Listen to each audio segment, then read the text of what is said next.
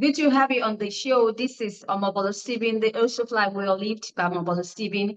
On Life Well Lived, we like to explore topics that are disruptive yet constructive in nature. Topics are on the self-improvement and personal development.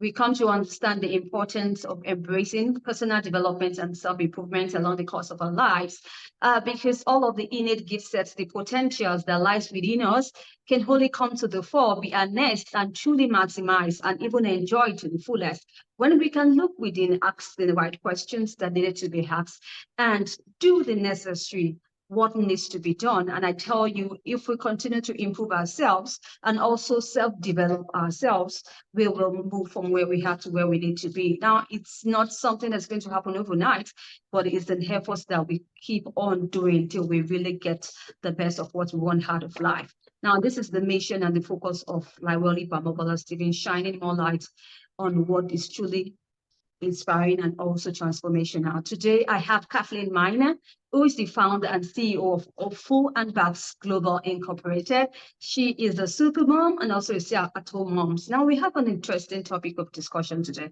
I needed to stay right back and listen to what we'll be discussing today about stay-at-home moms. Welcome, Cathlene, to the show. Thank you very much for having me. It's super exciting to be here. Super excited also to have you, Cathlene. We'll be talking about stay-at-home moms. I know that you have a lot to share with my audience, and we're looking forward to a great time.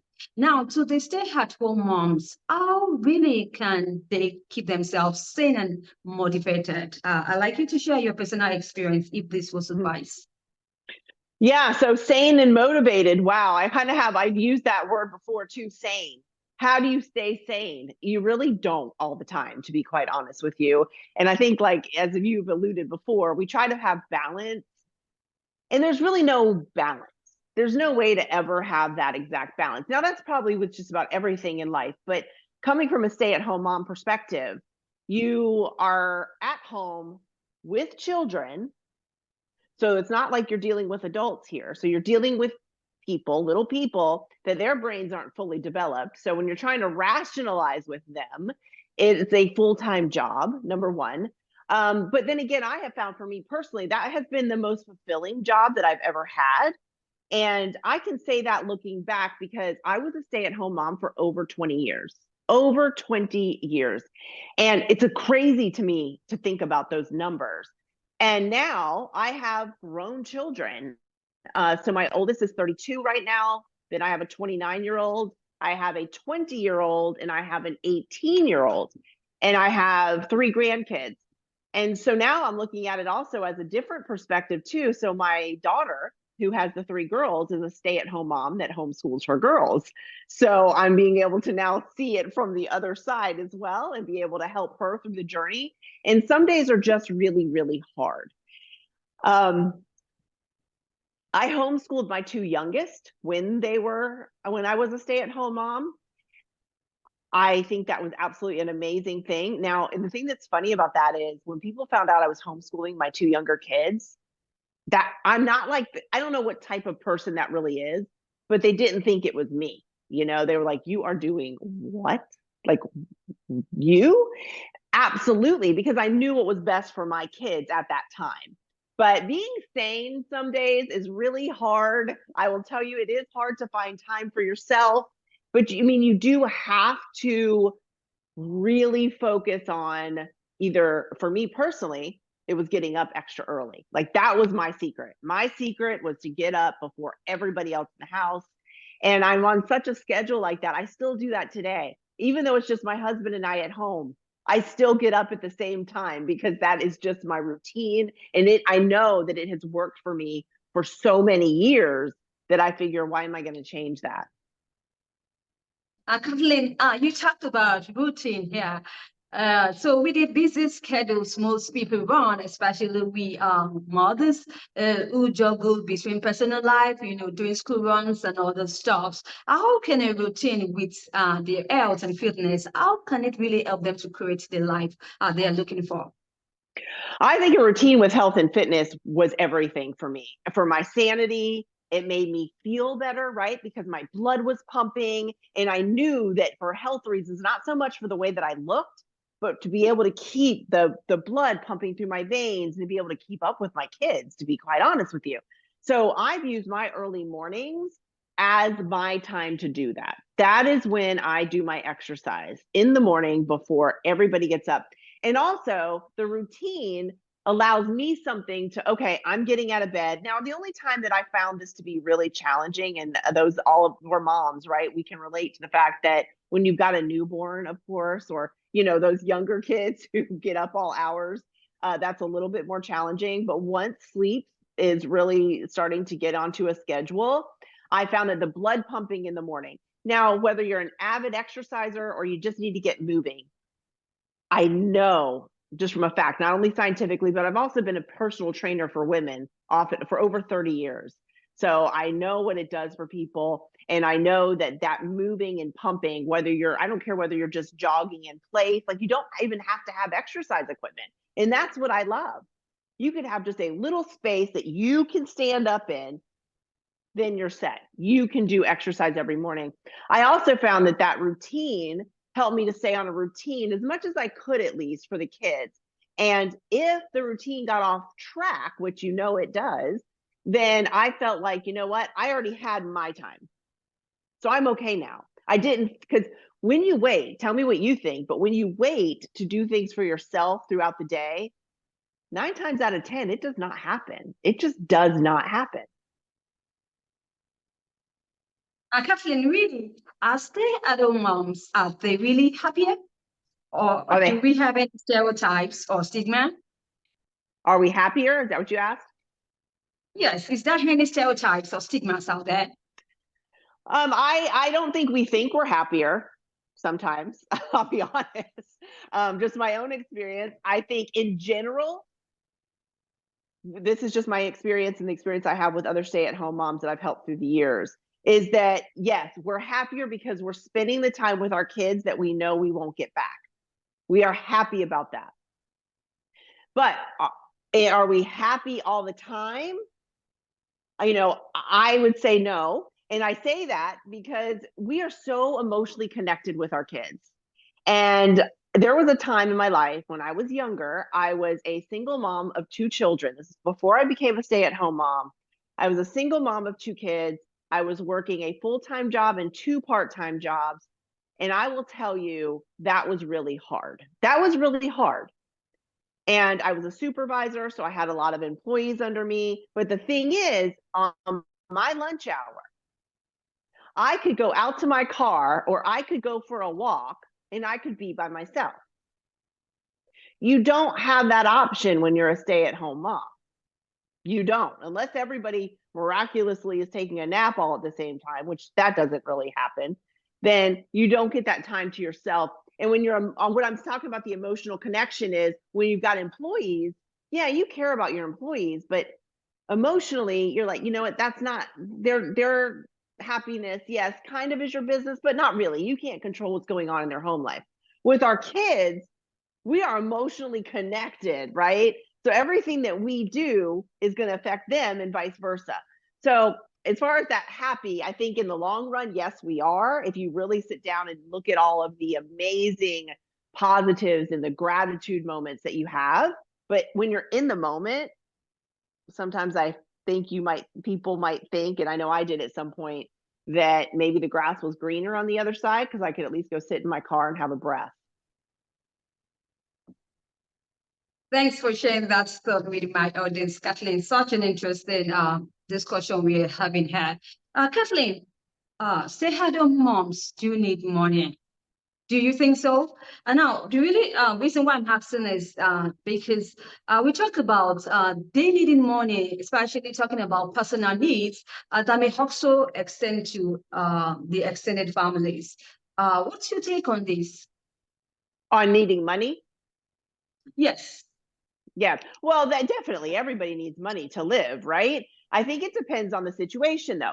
Do you need to be making your own money while you're a stay-at-home mom, or are you in a situation where you have a one maid breadwinner in the house that does allow you? So there are different, obviously, situations there. For me personally, I was in a situation where I didn't have to work and make my own money, which was great. But I felt like I did. I felt like I did because I came out of, being a single mom of 2 kids, making my own money and doing fine. And then I chose to stay home, and I still had that need to want to bring that money in. So was it needed? Not in my case. But so what I did was, I think that's a big push pull for most women who stay at home. And mainly it's women, the women who stay at home, right, with the kids, to become a stay at home parent, stay at home mom. But I think that's where a lot of women struggle as well. And like I said, I think there's 2 different boats there. If you have to make money, obviously you do, because you do need money. But I also think if you're in a healthy relationship where it's our money, you do have money, right? You do have that money.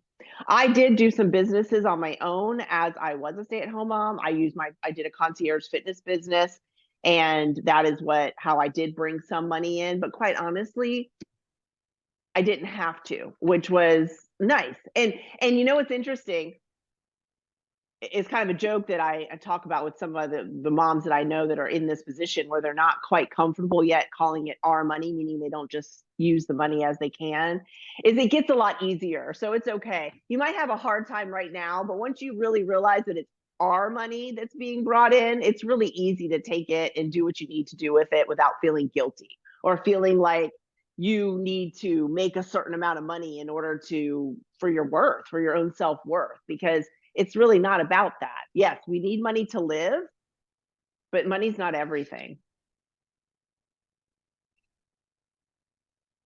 Right. Now, Cathlene, can you quickly tell my audience 5 things you wish you knew before becoming a stay-at-home mom?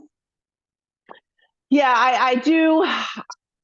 I wish that, and these are things I learned as time went on. I wish that I knew that you didn't always have to, you're not always right. There is no right answer and there's no wrong answer. And that also every child is different. Now we know every child is different, but as I went through my 20 plus years of being a stay-at-home mom, I realized that just because it worked for one child doesn't mean it's going to work for the next, and that's okay. That's okay for that to happen.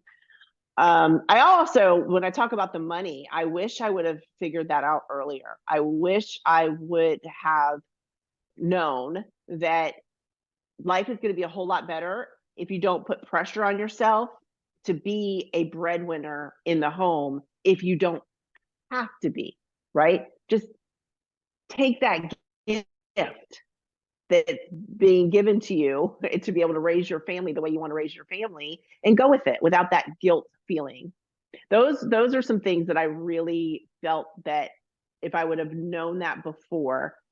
The other thing is, which I did, like I said, I learned as I went, right? So I finally got this one down as well. If you need a babysitter, get a babysitter. If somebody asks you if you need help and you need help, you say, yes, I need help. And you take that help, because that's another thing I think that stay-at-home moms start to feel guilty about. Well, I'm the one that should be watching these kids, or I should be doing this. Well, you know what? We can't do everything. We can't do everything. So for me, I ended up getting somebody that would come a certain amount of time every week. And that's when I would schedule my things, right? Because we have doctor's appointments, we have things that we have to get to, and we might want to go get our hair done at some point. I mean, let's just be real. So I think accepting help. So friends, family, whoever says, hey, can I help you out with the kids to do this, that, or the other? Say yes. If they didn't want to do it, they wouldn't ask. And that's something that I resisted for a long time, because I thought, well, I should be able to do all of this stuff on my own. But no. So it was got a lot less pressure on myself. I started to notice that I felt better when I started to let go and let other people help when needed. Right. Working mom and burnout, we do experience this reality. Cathlene, I hope you do agree with me on this. Now, we do talk about balance earlier on, and it's something that we struggle with. Sometimes we always tell ourselves, do I really think I can strike or attain this balance? Now, When we talk about working mom burnout, how can we balance this act, especially now? Should we begin to consider a transition? For working moms? Sure. Yeah. I don't really know that there's a balance whether you're a stay-at-home mom or a working mom. And I think if you're a working mom, because I was there too, we have to realize that that is where we need to be, right? This is the way things have worked out and this is where we need to be. But I will say something that I wish I would have done when I was a working mom was to be more present in the moment with my kids when I had time to be with them. Because I felt like, and I was younger too, right? I always say older and wiser. I mean, we all learn as we go. And looking back, I was so busy trying to make sure that I could pay the bills and I could do this, this, this, and this, that I wasn't in the moment with my kids. And I would say that is something that if you're a working mom and a stay-at-home mom, quite honestly, you've got to make sure that when set aside those times, you're not going to always be like 100% focused on them. But especially for those moms that are out during the day, really set aside that time where that child knows that this is their time. This is their time. Nothing's going to distract you. You're not taking the phone. You're not, going to just watch a movie together. Do something that's a little more interactive that they enjoy doing, even if it's playing with little dinosaurs, that are running through a little field or something. Cathlene, so at this moment, where are you at? Right now, I am, I guess that old phrase, the empty nester. Oh my gosh, that is me right now. And I will say that it's been a great transition. Although there are times that I look around my house and I'm like, the loudest thing in this house right now is the refrigerator, and I don't know what to do with myself. So I say that, but there's a lot of things to do. But I really was focused so much on my kids for so long that it was a little bit of a struggle once it really hit me that, oh my gosh, like there are no kids here right now. So I started to get myself into some other things. And right now I am the co-founder of an app called ZZ Atom. And what we do is it is a premier blogging site. So we have gotten into that because I've been helping business owners anyway, myself and a business partner of mine, a very good friend of mine, who has one of the largest women's networking group businesses and in the world. And so we just wanted to be able to help businesses, especially small businesses, be able to get their stuff picked up on search engines so they're not having to pay for Google ads. They're not having, all of this stuff that is so hard to do and costs so much money. We wanted them to be able to put blogs out there and information and have their stuff organically picked up on search engines. So that's what we've done.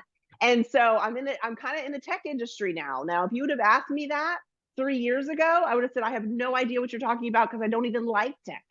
I don't. But working with developers, I've learned a lot about coding, developing, and all of that stuff.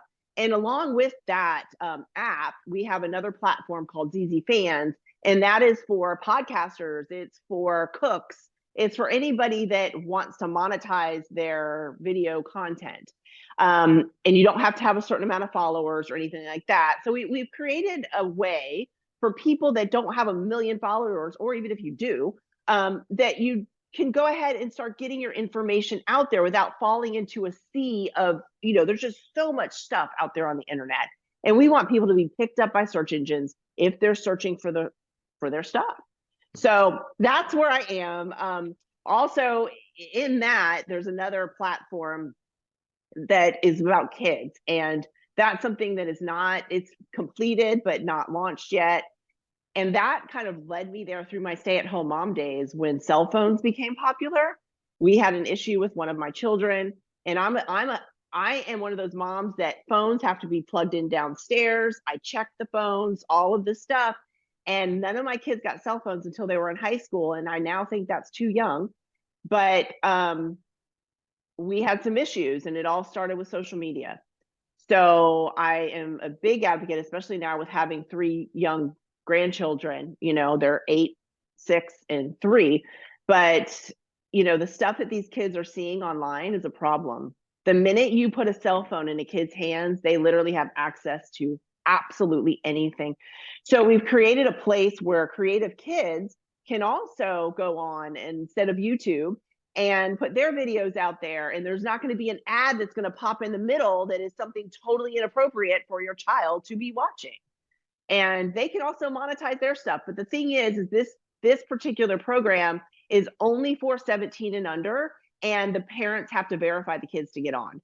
So it's not you as a parent, you have to verify. And I say this because a parent has to hold up their ID with their child. That child is the one that has to be in the video. And the parents can monitor comments. So anyway, yeah, the tech world, which is crazy because that's not typically what I've done. I mean, I used to have a radio show. I used to have a podcast. I mean, I love this kind of stuff that you're doing. I think it is so important for you with what you're doing to get this information out and to be able to make people realize that they're not alone. And that's another thing, going back to the stay-at-home mom thing. I want people to know that they're not alone. When they think that they're in the world alone and that, you know, they're about to go off the deep end and they don't know how much more they can take, I promise you that you are not the only one in that position. So reach out to people like yourself, people like me. We can at least relate to you and say, you know what, you're not crazy and you're not alone. Absolutely. Thanks for that, Cathlene. Aside the projects that you just shared with us, do you have any other exciting news you like to share? Perhaps. Yes. And also you can share your social media handles and your website with the audience.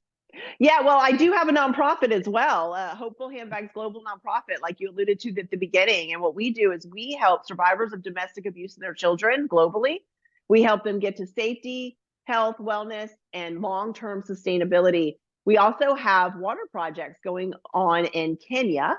And what we do is we raise money and supply rainwater harvesting tanks for schools in the rural areas of Kenya that have no running water. And these kids are going, 2 and 3 miles to get water for school. And we have put in 14 tanks so far. And we're doing one a month. And the schools that we have put these tanks in, they are not having any more waterborne illnesses. So the kids aren't being sent to the hospital sick and things of that nature. So those are some other projects that I have going on besides many. So that's what I say, being an empty nester, I guess I can call it now, after being a stay-at-home mom, it's a different feeling because it's not that I don't have a lot of things going on. It's just that connection that you have with your kids once they do fly the nest, as they say. It's not really the same. You could still be close to your kids, but it's different. And when that was your career, I call that stay-at-home mom was my career. It really was. That was my purpose. And but there's other things we can find to do that light us up. Oh, absolutely.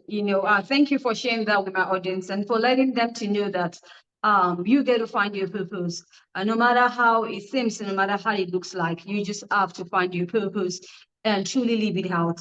That's absolutely the purpose of life, is for us to live it and live it very well. Now, that's also the purpose of life well lived by Omobola Stephen. Now we are talking about really living a life that is well lived.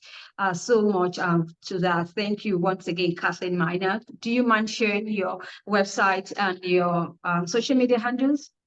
Yeah, so you can go to CathleneMiner.com and find out all that information just to make it easy. All right. Absolutely. There. Absolutely. Once again, my audience, I'd like to appreciate you for the insight and for making the show a really worthwhile one indeed. We wish you best of luck in the project, Cathlene, and in also in the subsequent ones. If you'd like to catch up with any mixed episodes of the show, you can catch up on any cross promotion platforms. I mean, any podcast cross promotion platforms or any podcast distribution platforms you bump into online. You can have a great time and listen to professionals who share their thoughts and insights, disruptive mindset conversations that is going to transform you from where you are to where you need to be. And also at the end of the day, realizing that the purpose is what really matters at the end of the day in all that we are looking for in life. Till I come your way, I need you to stay safe always. I talk to you soon. Thank you so much, Cathlene.